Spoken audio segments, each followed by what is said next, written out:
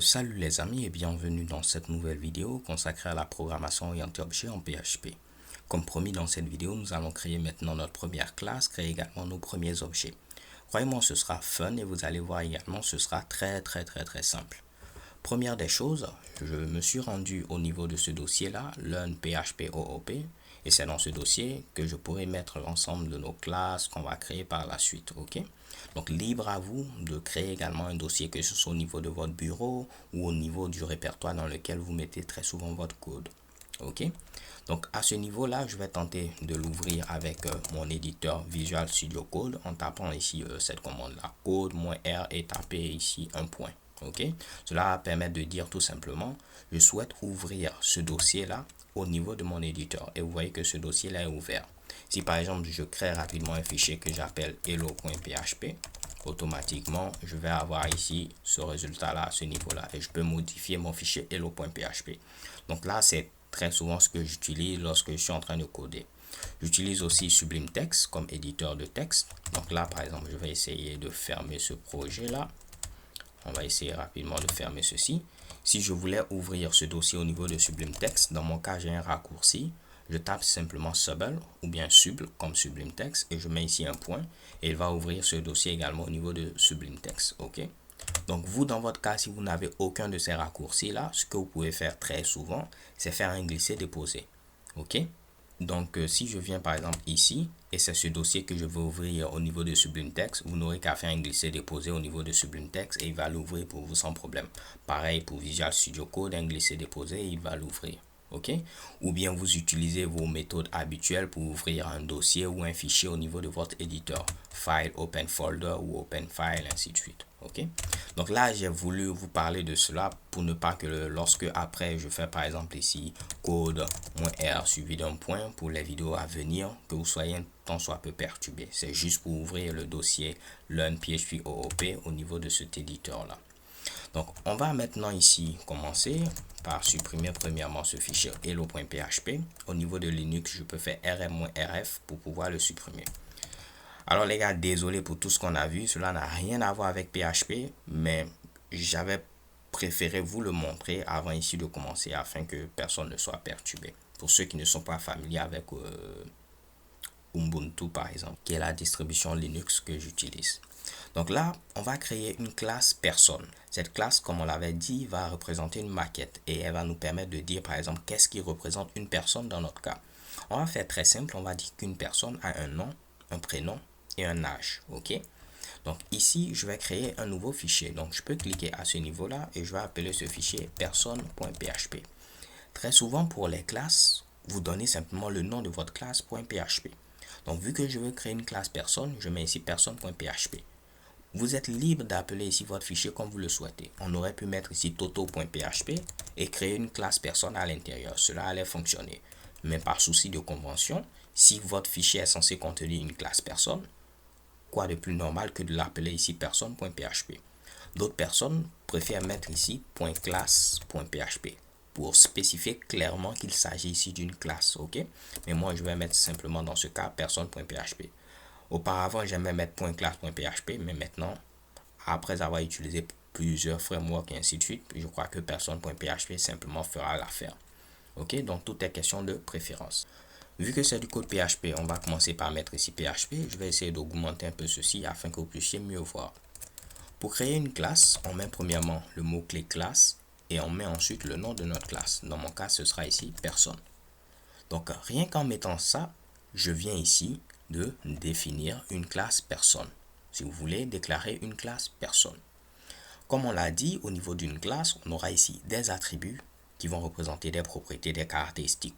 Et on aura également des méthodes qui vont représenter des comportements, des actions. Ok? Donc à ce niveau, commençons par nos attributs. On a dit qu'on aura un nom, un prénom et un âge. Donc là, je vais appuyer tabulation pour laisser 4 espaces dans mon cas. Et pour mettre un attribut, je vais rapidement écrire ceci.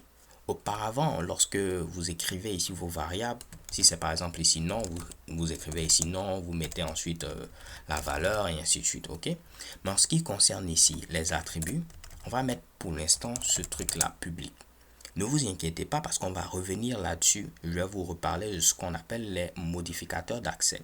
Mais pour l'instant, considérez public comme un moyen de dire que, en dehors de cette classe personne, on pourra accéder à l'attribut non. En grosso modo, cet attribut-là est public, donc tout le monde pourra y accéder. Si cela vous semble confus, faites comme si je n'avais pas mis ici public, ok?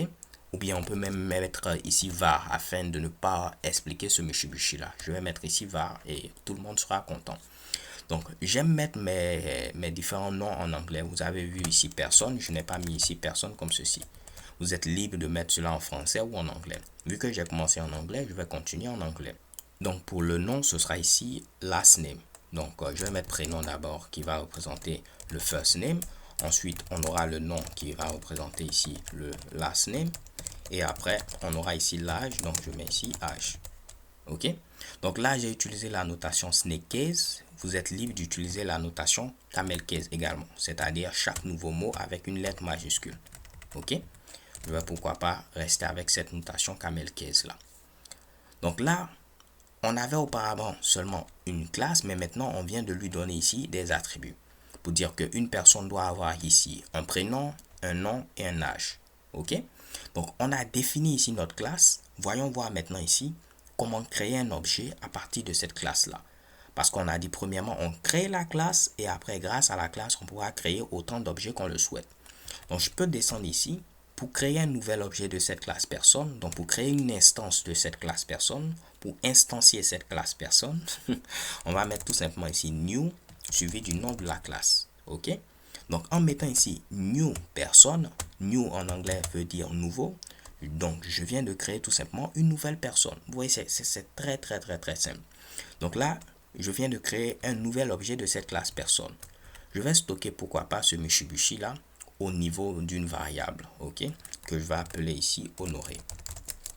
Et là, juste pour les besoins ici de cette petite démonstration, on va fixer ici les informations. On va dire que par défaut, le first name qui représente le prénom, ce sera ici honoré. Le last name plutôt, ce sera ici Unwanu.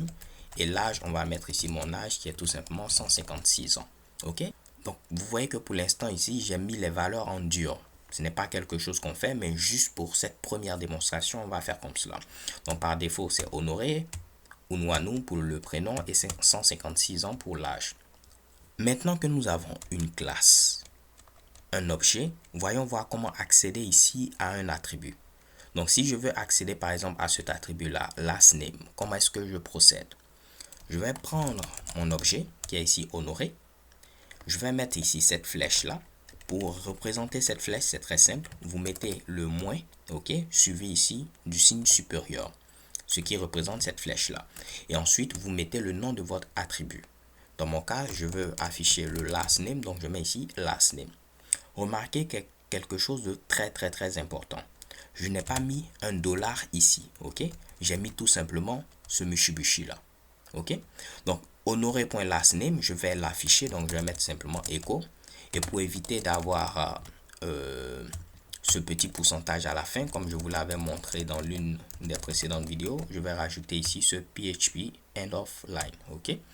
Donc là, je viens de créer un nouvel objet de ma classe personne. J'affiche ici la valeur de l'attribut last name, donc je suis censé voir ici Unwanu. Je viens au niveau ici de la console. Je vais dire, je vais maintenant ici interpréter mon fichier personne.php. Et je valide avec la touche entrée. Et chez Kebam, vous voyez à ce niveau-là Unwanu. Ok? Donc je suis déjà dans mon dossier, raison pour laquelle j'ai pu mettre ici directement personne.php. Je dis PHP, interprète-moi le code qui est présent au niveau de ce fichier-là. Et quel est le code qui est présent? C'est ce Mitsubishi-là. Et on demande à afficher la valeur de l'attribut last name qui est tout simplement Unwanu. Si je voulais afficher l'âge, qu'est-ce que je fais? Je fais tout simplement âge à ce niveau-là. Et si je réexécute ce Mitsubishi, j'ai comme valeur 156. Ok? Bien évidemment, ce que je viens de faire actuellement, c'est pas vraiment potable. Parce qu'on a dit une classe est censée représenter une maquette. Donc là, c'est comme si je dis tout le monde s'appelle Honoré Unwanu et tout le monde a 156 ans, ce qui est faux. Il y a des personnes qui s'appellent René Dupont, d'autres personnes qui s'appellent Marie-Madeleine, d'autres personnes qui s'appellent Toto Tata, ainsi de suite. Donc, dans notre cas, ce n'est pas vraiment potable de pouvoir mettre les valeurs en dur comme ceci. Donc, il va nous falloir un moyen de faire en sorte que lorsqu'on crée un nouvel objet de la classe personne, on puisse affecter le nom de cette personne, l'âge de cette personne, son prénom, et ainsi de suite. Ok?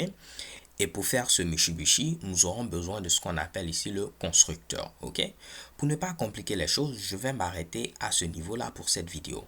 Mais juste avant de terminer, juste pour vous montrer, si j'avais laissé les valeurs comme ceci, et j'avais créé un autre objet de la classe personne, par exemple ici, je vais mettre ici Toto. Ok? Vous allez voir, si je demande à afficher également le last name de Toto, il allait m'afficher à ce niveau-là Unwanu. Parce que pour l'instant, tous les objets de ma classe personne auront ici comme last name Unwanu. Ok? Là, j'ai créé un objet Honoré, un autre objet Toto. Ce sont deux objets différents. J'affiche le last name de Honoré, ce sera ici Unwanu. J'affiche également le last name de Toto, ce sera quoi? Ce sera également Unwanu. Donc là, si on exécute ce Mitsubishi, on verra Unwanu 2 fois. Je viens à ce niveau, je valide et Unwanu 2 fois. Pour ceux qui ont compris ceci, vous pouvez passer directement à la vidéo suivante où nous allons voir ici le constructeur, à quoi est-ce qu'il sert.